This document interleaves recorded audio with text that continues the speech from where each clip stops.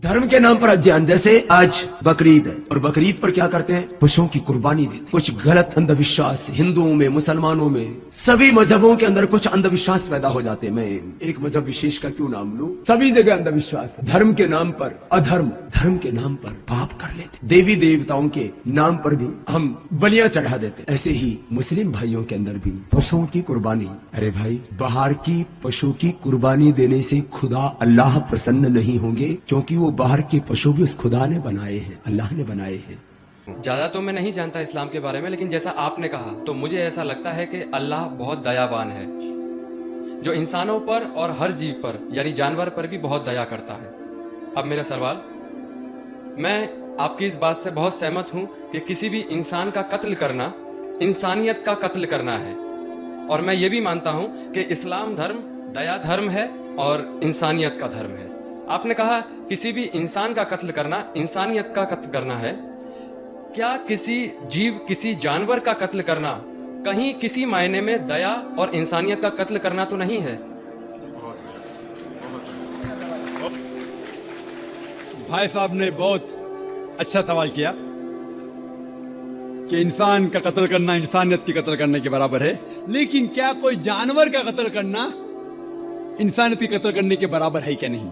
और ये सवालात आप अगर पढ़ेंगे तो गलत फहमिया के नंबर 6 नंबर आता है गलत फहमिया में, कि लोग एतराज करते हैं कि इस्लाम क्यों जानवर खाने की इजाजत देता है, मांस खाने की इजाजत क्यों देता है। कई गैर मुस्लिम एतराज करते कि इस्लाम एक बहुत जल्लाद रिलीजन है। भाई साहब नहीं कह रहे, लेकिन बाकी लोग कहते कि एकदम मर्सीलेस रिलीजन है, धर्म है जो जानवर का कत्ल करने के लिए कहता है। जवाब में ये कहना चाहूंगा भाई साहब कि एक मुसलमान अगर वो चाहे तो प्योर वेजिटेरियन, प्योर शाकाहारी रह के भी अच्छा मुसलमान रह सकता है। मांस खाना इस्लाम में फर्ज नहीं है, मांस खाना इस्लाम में फर्ज नहीं है। वो एक अच्छा मुसलमान रह सकता है शुद्ध शाकाहारी होके भी।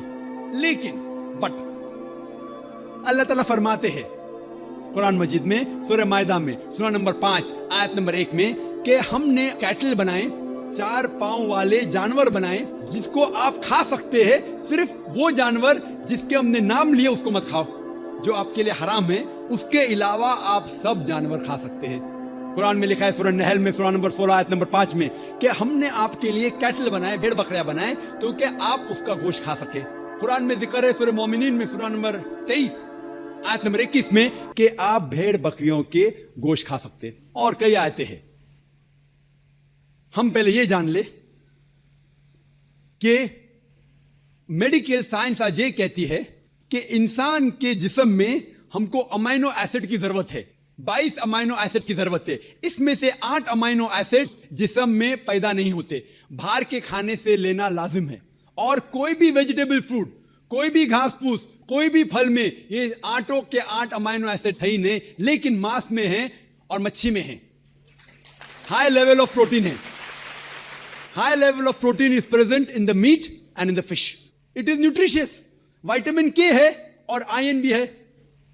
अगर आप देखेंगे, अगर आप तहकीक करेंगे कि जो जानवर जो सिर्फ घास फूस खाते हैं, मिसाल के तौर पे गाय, भेड़, बकरी, उनके दांत को आप देखेंगे, उनके दांत चपटे हैं। हर्बीवोरस सेट ऑफ टीथ, वो सिर्फ घास खा सकते, मांस खा ही नहीं सकते। अगर आप उन जानवरों के दांत देखेंगे जो मांस खाते हैं, carnivorous animal like tiger, leopard, lion, शेर, शेर बब्बर, चीता, इनके दांत देखेंगे तो इनके नोकीले दांत है, कैनाइन सेट ऑफ टीथ। वो सिर्फ मांस खाते, घास फूस खा ही नहीं सकते। अगर आप जाके आईने में और हम लोग जाके आईने में देखेंगे अपने दांत, इंसान के दांत चपटे भी है, नोकीले भी है। अगर खुदा चाहता था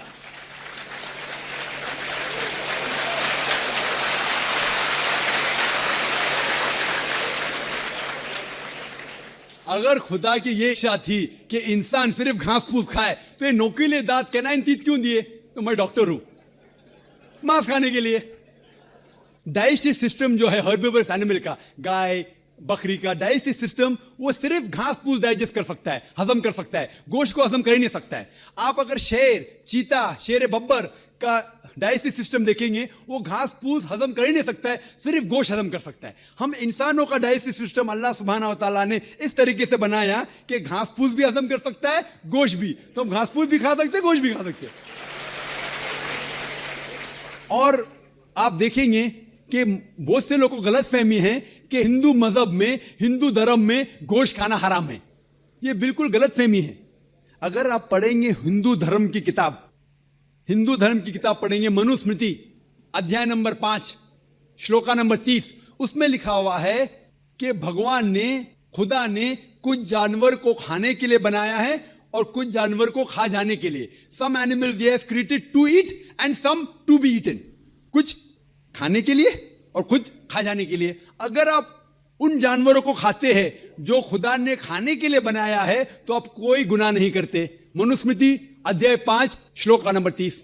आगे आप पढ़ेंगे मनुस्मृति अध्याय 5 श्लोक का नंबर 31 में लिखा हुआ है कि अगर आप जानवर का कत्ल करते हैं पूजा के लिए तो आप कोई गुनाह नहीं कर रहे। आगे पढ़ेंगे मनुस्मृति अध्याय नंबर 5 श्लोका नंबर 39 और 40, उसमें लिखा हुआ है कि खुदा ने सैक्रिफिस्ड एनिमल बनाया है, मतलब खुसूसन कुछ जानवर बनाया है तो कि सैक्रिफाइस की जाए और उसको खा सके। अगर आप उस जानवर का कत्ल करते हैं सैक्रिफाइस के लिए और खाते हैं जो अल्लाह ताला ने, भगवान ने बनाया है, तो आप कोई गुनाह नहीं करते। ऋग्वेद में है कि आप खा सकते हैं। ऋग्वेद में यह भी लिखा है कि आप भैंस खा सकते हैं, आप गाय खा सकते हैं। कितने श्लोक के मैं हवाला दे सकता हूं। अगर आप पढ़ेंगे महाभारत, देखो ऋग्वेद तो बहुत कम हिंदू लोग ने पढ़ा है, लेकिन महाभारत तो आप जानते होंगे, सुना होगा। महाभारत पढ़ेंगे अनुशासन पर्व चैप्टर नंबर 88, उसमें जो पांडव के सबसे बड़े भाई युधिष्ठिर, वो भीष्म से कहते हैं कि हम यज्ञ में, पूजा में क्या चीज देना चाहिए ताकि हमारे बाप दादा, हमारे पुरखों को सहूलत हो, आराम मिले, उन्हें पीस, अमन मिले, दे विल बी सेटिस्फाइड। तो भीष्म कहते हैं कि यज्ञ में, पूजा में अगर आप वेजिटेबल्स देंगे, घास फूस, फल, चावल देंगे तो हमारे बाप दादा, हमारे पुरखों 1 महीने तक संतुष्ट रहेंगे। कितने महीने तक? 1 महीने तक। अगर आप मच्छी देंगे तो 2 महीना, अगर गोश्त देंगे तो 3 महीना, खरगोश देंगे तो 4 महीना, बकरी देंगे तो 5 महीना, सूअर देंगे तो 6 महीना, अगर परिंदा देंगे तो 7 महीना, हिरन देंगे तो 8 महीना। ये कंटिन्यू होता है, मेन्यू होता है ना, होटल का मेन्यू, उस तरीके से कंटिन्यू होता है। और आगे लिखा गया है अगर आप भैंस देंगे तो 11 महीना, अगर गाय देंगे तो पूरे 1 साल। कौन कहता है? भीष्म कह रहा है युधिष्ठिर से। महाभारत अनुशासन पर्व चैप्टर नंबर 88, मैं हवाला दे रहा हूं। आप ये नहीं कहना चाहिए जाकिर भाई कुछ भी कह रहा है दिमाग से, मैं हवाला दे रहा हूं, ये आपके किताबों में लिखा हुआ है। उसके आगे लिखा हुआ है कि अगर आप राइनोसेरस देंगे, राइनोसेरस, तो हमेशा के लिए संतुष्ट रहेंगे। ऐसे कई चीजें हैं। वजह क्या थी कि हिंदू लोग शाकाहारी बन गए, कई हिंदू लोग। इसकी वजह यह है कि कई हिंदू लोग अहिंसा की तरफ जा रहे थे, वो बाकी मजाहिब से मुतासिर होके। मिसाल के तौर पे जैनिज्म में है कि आपको जानवर नहीं खाना चाहिए, और अगर उनसे पूछेंगे क्यों नहीं खाना चाहिए तो वो कहते किसी भी जीव की हत्या करना गलत है। और भाई साहब भी मुंडी हिला रहे, मैं भी इसको मानता हूं।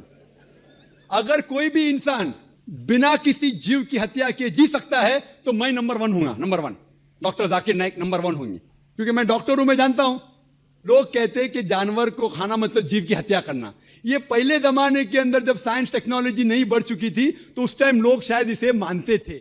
आज साइंस टेक्नोलॉजी बढ़ चुकी है, हम जानते हैं कि इवन जो प्लांट्स है, जो फल है और जो पौधे हैं, उनके पास भी जान है।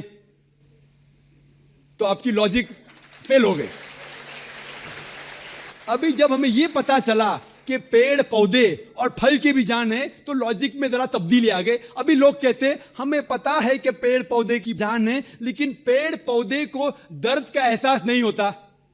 ठीक है भाई, ये पहले की बात है। आज साइंस बढ़ चुकी है, हम जानते हैं कि पेड़ पौधे को भी दर्द होता है। वो हंस भी सकते, वो रो भी सकते, उनको भी दर्द होता है। लेकिन ये अलग बात है कि वो जब चिल्लाते हैं उनकी चीख हमारे कानों तक सुनाई नहीं देती, क्योंकि इंसान सिर्फ 20 साइकिल से लेके 20,000 साइकिल पर सेकंड तक सुन सकता है। इसके ऊपर, इसके नीचे इंसान सुन नहीं सकता। क्योंकि हम पेड़ पौधे की चीख नहीं सुन सकते, उसका मतलब ये नहीं कि हम उनकी हत्या कर सकते। एक शख्स था जो मुझसे बहुत बहस कर रहा था। वो जाकिर भाई, मैं मानता हूं कि पेड़ पौधे की जान है, पेड़ पौधे को दर्द होता है, लेकिन ये जानवर के 5 सेंसेस है, 5 समझ है, ये पेड़ पौधे के 2 या 3 कम है। सिर्फ 3 सेंसेस है। तो इसीलिए जानवर को कत्ल करना बड़ा गुनाह है, पेड़ पौधे को कत्ल करना कम गुनाह है। तो मैंने कहा कि मिसाल के तौर पे बहस के लिए मान लो आप सही है, फॉर सेक ऑफ आर्ग्यूमेंट, बहस के तौर पे मान लो आप सही है, तो मैंने उनसे कहा आपका अगर भाई पैदा होता है गूंगा और बहरा, 2 सेंसेस लेस, ना वो सुन सकता है ना बोल सकता है, उसके बाद अगर वो बड़ा होने के बाद कोई आके उसका कत्ल करता है तो आप जाके जज से कहेंगे मी लॉर्ड कातिल को कम सजा दो क्योंकि मेरे भाई के 2 सेंसेस कम थे।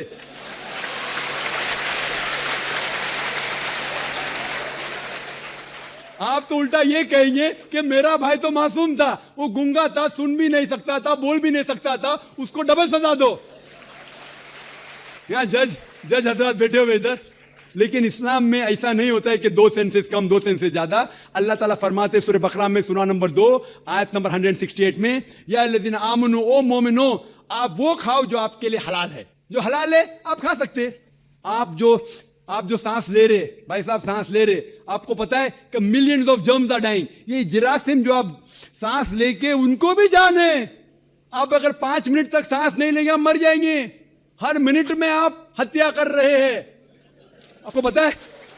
लेकिन ये जो जानवर है, पेड़ पौधे है, जिरासिम है, ये आलमी भाईचारे में नहीं आते, इनका कत्ल करना आम तौर से हराम है। लेकिन अगर आपको जीने के लिए इनका कत्ल करते हैं अल्लाह का नाम लेते हुए कि हम इनको कत्ल कर रहे हैं, तो ये गुनाह नहीं है। लेकिन सिर्फ हमारे निशानेबाजी के लिए अगर मैं कोई जानवर का कत्ल करता हूं वो हराम है, लेकिन खाने के लिए अगर मैं जानवर का कत्ल करता हूं या पेड़ पौधे काटता हूं खाने के लिए, तो ये इस्लाम में इजाजत है। जो जानवर की इजाजत है, जो जानवर हलाल है उसको आप काट सकते हैं खाने के लिए, सिर्फ निशानीबाजी के लिए नहीं।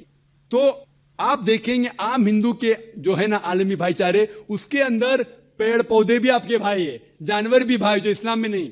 इस्लाम में आलमी भाईचारे के लिए हर इंसान आपका भाई है, भले अमेरिका में हो, इंडिया में हो, यूके में हो, काला हो गोरा हो, वो आपका भाई है। लेकिन जानवर आपके भाई नहीं है, लेकिन जानवर का भी हुकूक कुरान और हदीस में दिया गया है। लेकिन जो जानवर की इजाजत दी गई है खाने के लिए, उनको हम खा सकते। होप ये जवाब आपके लिए काफी है। आपने ये कहा कि पेड़ पौधों को यदि हम खाते हैं तो कुछ सुनाई देने की आपने बात कही थी, लेकिन हम ऐसा तो कर ही सकते हैं जिन बच्चों की हमें चीख या किसी भी चीख सुनाई दे रही है उसको रोने से रोक सकते हैं।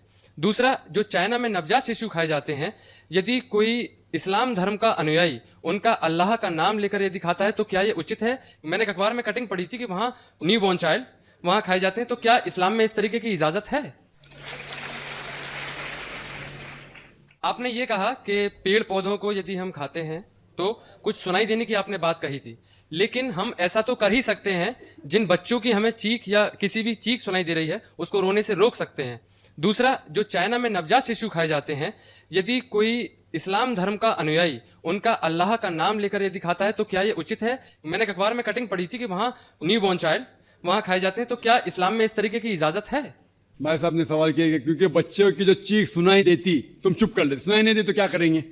और उन्होंने सवाल पूछा कि चाइना में बच्चों का गोश्त खाया जाता है, वो बिल्कुल हराम है। जैसा मैंने कहा, सिर्फ उन जानवर जिनकी इजाजत है वो जानवर का गोश्त आप खा सकते। इंसान का गोश्त खाना तो बिल्कुल हरामी है। किसका भी नाम लो, किसका भी नाम लो, अल्लाह का नाम लेके सूअर भी खाना हराम है।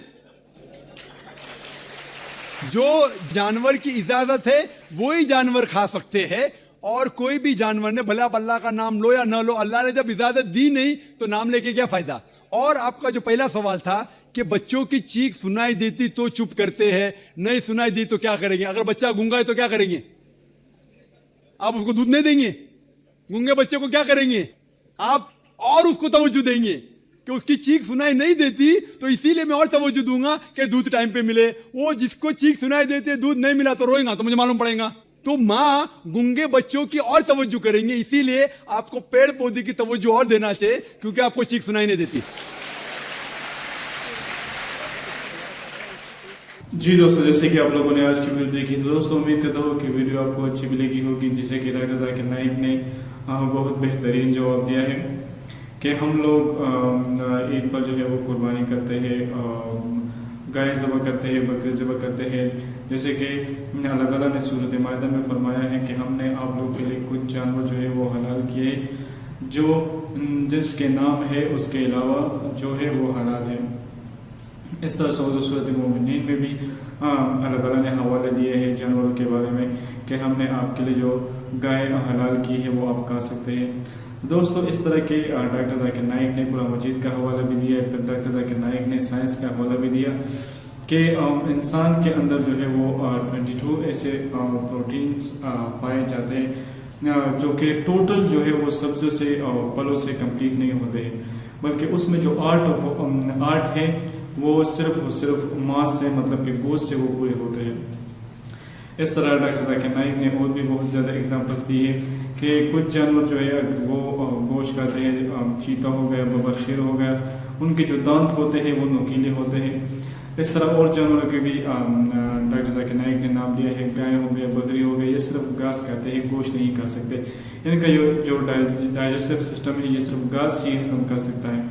और जो कि शेर है, बबर शेर है, इस तरह के जो गोश्त खाने वाले जानवर है वो सिर्फ गोश्त ही हजम कर सकते हैं, ये घास फूस जो है वो हजम नहीं कर सकते। इस तरह डॉक्टर जाकिर नाइक ने भी अपनी एग्जांपल दी है कि हम लोग जो है हमें भी अल्लाह ताला ने नोकीले दांत दिए हैं। तो ये क्यों दिए हैं? ये इसलिए कि हम गोश्त भी खा सकते हैं। तो हम वो है जो घास फूस भी हम लोग हजम कर सकते हैं और गोश्त भी हजम कर सकते हैं। दोस्तों, माशाल्लाह डॉक्टर जाकिर नाइक ने बहुत बेहतरीन जवाब दिया है इस बंदे को, और उम्मीद करता हूँ कि वीडियो आपको भी पसंद आई होगी। अगर वीडियो पसंद आई हो तो अपनी कीमती राय हमारे साथ जरूर शेयर करें। वस्सलाम।